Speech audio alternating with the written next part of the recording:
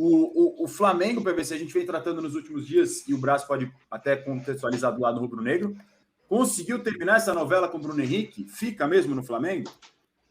O Braz deu notícia ontem, né, Braz? Sim. No caso, assim, é preciso deixar claro que ainda não foi, o contrato não foi assinado.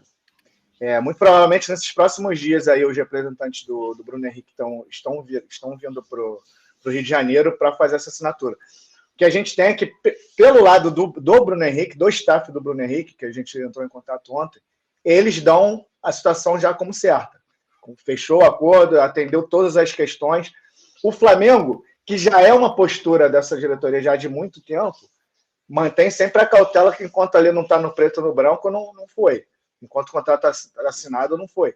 Mas o staff do Bruno Henrique, por ele já está tudo certo, está tudo ok, é só questão de assinar. 3 anos. Pois e aí teve várias nuances aí nessas negociações, né? Porque a proposta inicial do Flamengo para o Bruno Henrique, lá atrás, era de renovação de 1 ano. E aí o Bruno Henrique, começou a receber um monte de proposta, e o Palmeiras chegou muito pesado para levar o Bruno Henrique. A proposta do Palmeiras, inclusive, o Bruno Henrique está para assinar agora a renovação com o Flamengo, mas a proposta do Palmeiras continua sendo melhor. Mesmo o Flamengo cedendo em muitas questões, o Flamengo acabou aceitando a proposta do Bruno, que é de 3 anos. O Bruno Henrique sempre quis esse contrato de 3 anos. Mas tanto questão salarial. O Palmeiras, por exemplo, além da proposta salarial ser maior, embora o Flamengo tenha aumentado a proposta financeira, o Palmeiras chegou com uma proposta de luva muito grande. O Bruno Henrique, se fosse para o Palmeiras, ele já ia ganhar de cara de luva uma bolada e ainda teria o salário maior. Mas a vontade do Bruno Henrique sempre foi de ficar. Ele só queria que o contrato fosse amarrado melhor e chegou bem próximo aí do que ele queria, né? Como é que o Palmeiras enxerga essa questão, PVC? O Palmeiras entendeu que está fechado, Flamengo e Bruno Henrique. O Flamengo ganhou a briga. O Palmeiras entende. Lembra do movimento da semana passada, na quarta-feira, que a gente falou? Que quarta-feira a respeito da terça. Na terça-feira, o André Hernan entrou com a gente aqui no De Primeira, dizendo que o Palmeiras tinha uma proposta de 3 anos de contrato. E no final do dia de terça-feira, veio a informação de que o Palmeiras tinha 4 anos de contrato. Naquele dia, eu entrei em contato com gente do Palmeiras falando, me parece que tem um erro de imprensa aqui. Ou são 3 ou são 4. E o esclarecimento foi, não tem erro nenhum. Eram 3 anos e agora são 4. Porque o Flamengo fez um movimento e nós compensamos o movimento. Ou seja, o Flamengo subiu para 3 anos e o Palmeiras subiu para 4. Para tentar compor com o Bruno Henrique. O entendimento no Palmeiras é de que os empresários do Bruno queriam que ele fosse para o Palmeiras porque a proposta é melhor. Mas que o Bruno Henrique, como disse o Braz agora, sempre preferiu ficar no Palmeiras. Dentro do clube, dentro do Palmeiras, o que se dizia no início, quem estava conduzindo o negócio ali com o Anderson Barros é um negócio muito difícil porque o Bruno Henrique está sedimentado no Rio, está sediado no Rio, a família dele não quer sair do Rio. Então, o Palmeiras sempre entendeu um negócio difícil. E dentro do Palmeiras, não em quem estava fazendo o negócio, mas dentro do clube, havia quem dissesse que o Bruno Henrique estava usando o Palmeiras e que ia acabar fechando com o Flamengo. Usando, acho que não, porque os empresários, o entendimento hoje é que os empresários gostariam de ter atendido a proposta do Palmeiras por ser maior. Mas o que prevaleceu, como o Braz disse, é que o Bruno Henrique queria ficar no Flamengo. Que a família dele queria ficar no Rio. O que eu acho o Bruno Henrique sempre quis ficar, sempre deu prioridade a ficar no Flamengo, só que se o Flamengo não cede, como cedeu bastante, foi de 1 para 3 anos, aumentou a proposta salarial, o Bruno Henrique ia aceitar essa proposta do Palmeiras. É que o Flamengo cedeu bastante, principalmente aceitou essa vontade dele do contrato de 3 anos, que inicialmente não era o desejo da diretoria. Você, torcedor do Rubro Negro, pode botar aqui no chat. Diga, PV. Como a gente falou semana passada que quem ganhou foi o Bruno Henrique. Exatamente. Você vai discutir. O tempo inteiro, no leilão que se criou, quem saiu ganhando foi o Bruno Henrique. Não Sem estamos falando de dúvida nenhuma. merecimento, merece. O que aconteceu foi, criou-se uma disputa para saber quem ia ficar com o jogador, e nesse cenário, quem ganhou foi o Bruno Henrique, que conseguiu os 3 anos de contrato para permanecer no Rio de Janeiro como ele queria.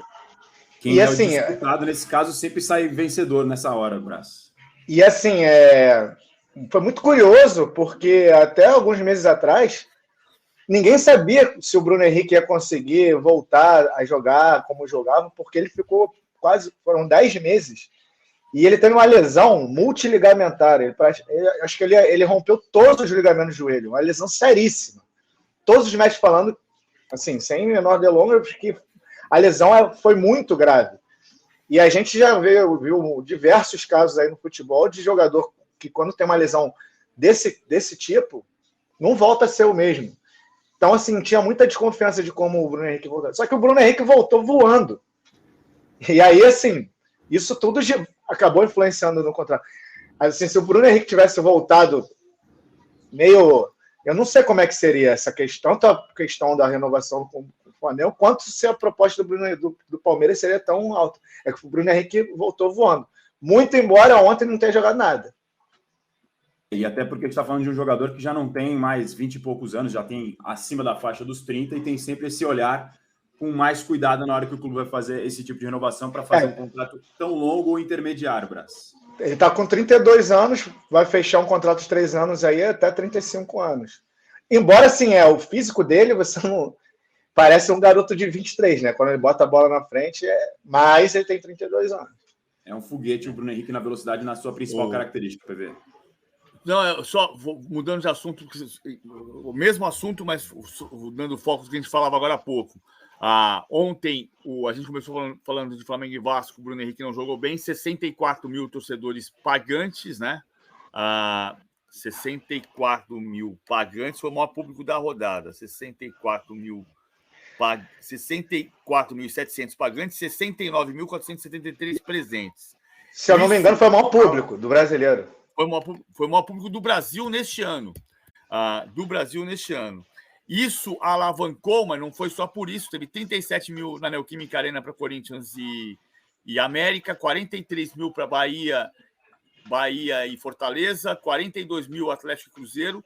A média de público da rodada foi de 34.958 por jogo. Por isso que eu estava interessado no público do Botafogo no sábado. Para fechar a sua contabilidade. E a média de público pagante no Brasileirão está em 25.402, que é a maior média de todos os tempos. Apesar de todos os problemas que às vezes acontecem, como aconteceu nesse final de semana com o apagão no Newton Santos, Brás. Eu não sei, o PVC talvez tenha esses dados, eu acho que assim, o Campeonato Brasileiro já está, de repente, no top 5 de públicos aí mundiais, porque aumentou muito essa média. A Alemanha primeiro. A Alemanha bate 40 mil, a Inglaterra está com 38 mil aproximadamente, depois vem Itália e Espanha com 27, 28 mil. 27 mil na Itália, 28 mil, estou falando aproximado, 28 mil na Espanha. Aí em quinto, provavelmente na frente da França. A França deve ter 23 mil aproximadamente. Mas o que eu acho espantoso é que se você pensar em 25.400, são a média o maior público médio da história do Brasil foi Brasileirão 83, que teve 22.900 por jogo. 22.953. Então, nós estamos falando de 2.500 pessoas, 10% mais público do que o recorde, que já dura 40 anos. E é incrível, porque a gente continua falando que o torcedor é tratado como gado, que existe um processo de elitização do estádio, e o brasileiro não ficou rico de uma vez, de um dia para a noite. Não ficou.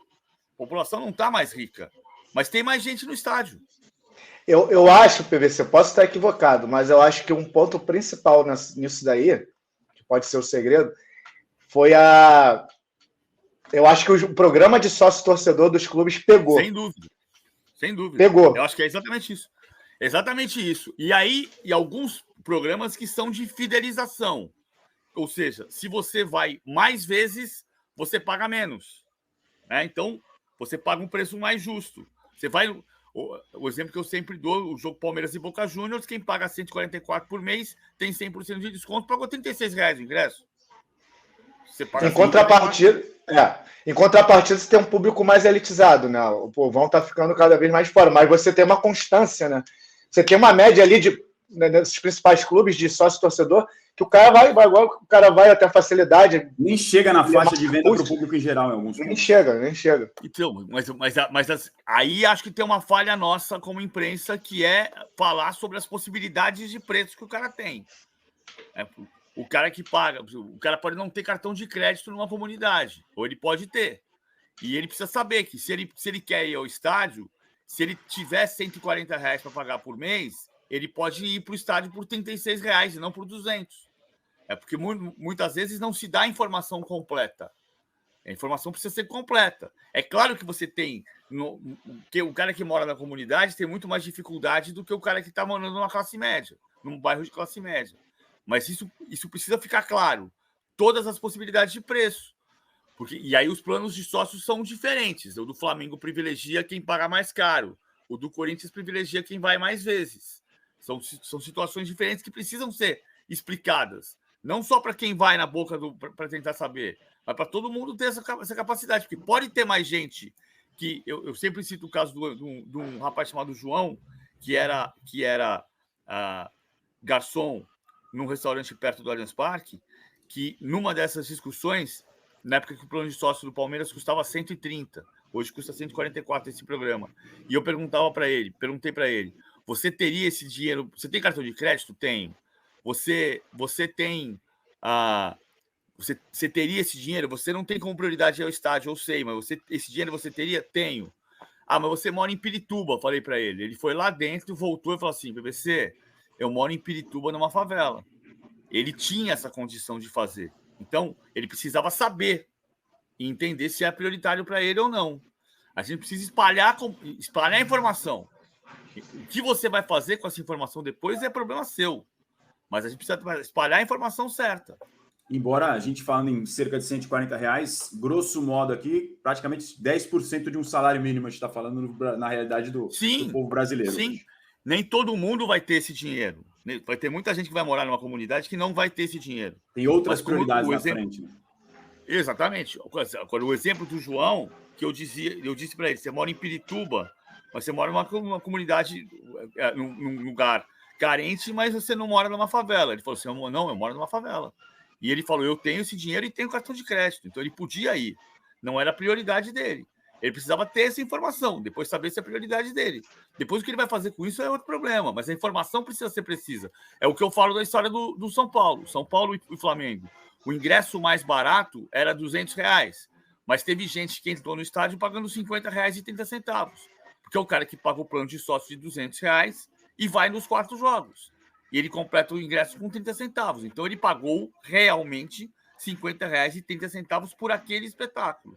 Tem gente que não pode pagar isso. Claro que tem. Mas é diferente você dizer para ele, o teu ingresso, a tua única chance de ir ao estádio é pagar R$200. Num jogo só. Aí não é a única chance. É completamente fora de padrão. Ô Brás, quero te agradecer pela participação com a gente aqui no De Primeira, nessa segunda-feira agitada, com o noticiário bastante incrementado, falando de Flamengo, Botafogo. Ainda tem daqui a pouquinho a Libertadores, então você vai voltar bastante aqui no De Primeira.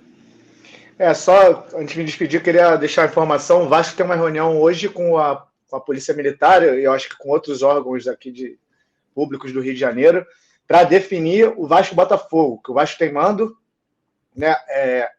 Como falei um pouco mais cedo, a PM já há algum tempo tem uma lei aí que determinou que o São Januário não pode receber clássicos, mas o Vasco está bem otimista que vai conseguir essa liberação para o Vasco-Botafogo sem São Januário. O Vasco tinha a ideia inicial de tentar colocar no Maracanã, até porque o TPU, né, do Flamengo Fluminense, termo de permissão de uso, termina agora dia 23, o atual.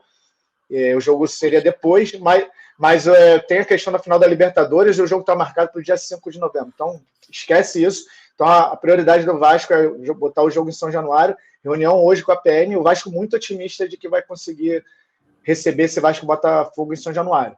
E só outra informação que, infelizmente, ontem, né, mais um caso de violência entre torcidas, foi bem longe do Maracanã, foi no Cosmos, Teve 45 um morto. quilômetros. Estação Cosmos até o Maracanã dá 45 quilômetros. Ontem eu estava no Maracanã. No Maracanã e no entorno não aconteceu nada. Você tem ali uma confusãozinha ou outra, um cara ali que tá mais bêbado ali, uma briguinha ali, mas briga entre torcidas no Maracanã não aconteceu. Isso foi antes do clássico, ô Brás? Isso foi antes do clássico, na estação de trem. Os torcedores de uma organizada do Vasco efetuaram tiros em direção aos vagões, assim, tem uns vídeos aí, uma situação desesperadora, passageiros deitados no chão, enfim. Só que, como o PVC falou, hoje em dia essas brigas de torcida acontecem a quilômetros do estádio, muitas vezes esses caras que se envolvem nisso nem para o jogo vão. Então, assim, é uma questão de segurança pública. Hoje está mais do que comprovado aí, tirando alguns fatos, né, isolados aí no estádio, que dentro do estádio ali, você consegue manter a ordem, né? A questão é uma questão de segurança pública mesmo, porque hoje em dia essas torcidas elas marcam as confusões a quilômetros do estádio, ali os caras já estão dispostos a isso, enfim. Mas é muito lamentável que esse tipo de coisa não aconteça, né? As imagens são realmente assustadoras, os cidadãos que estão ali no metrô, no trem, na verdade, né, se jogando no vagão para o chão para não ser atingidos, barulhos de tiro a todo momento, lamentável mesmo. E dentro do Maracanã foi uma festa incrível, né? Porque hoje em dia no Brasil quase todos os estados, se eu não estou enganado, são dentro do estádio é mais torcida única. Hoje acho que a maioria do Brasil os classes são torcida única, né? Ontem foi um espetáculo das duas torcidas. Dentro já assim, pelo menos aqui no Rio de Janeiro eu vejo que dentro assim do Maracanã e ali no entorno os clássicos não tem mais confusão. Agora os assassinatos, essas coisas continuam acontecendo, mas são a quilômetros de distância dos estádios. Então, assim, é chato ter que chegar a uma decisão de torcida única, né? Esse ano teve perto do Maracanã, no Flamengo e Vasco do estadual, não teve, mas esse caso especificamente é bem isso que o Brasil está dizendo. Esse ano teve a morte da Gabriela Nelly, que foi por um erro de estratégia da Polícia Militar, admitido pelo comando da Polícia Militar. Então, tem situações diversas. E vou voltar para o ponto anterior. Tem 10% mais público no estádio do que o recorde da história do Brasil, que aconteceu 40 anos atrás. É impressionante. Impressionante, mesmo com todos esses problemas que às vezes o torcedor enfrenta, a demanda e a sede do torcedor de ver futebol de perto continua aumentando. E só para completar a informação anterior do Brás da reunião sobre Vasco e Botafogo, jogo marcado pelo dia 5 de novembro, a princípio, pela 32ª rodada.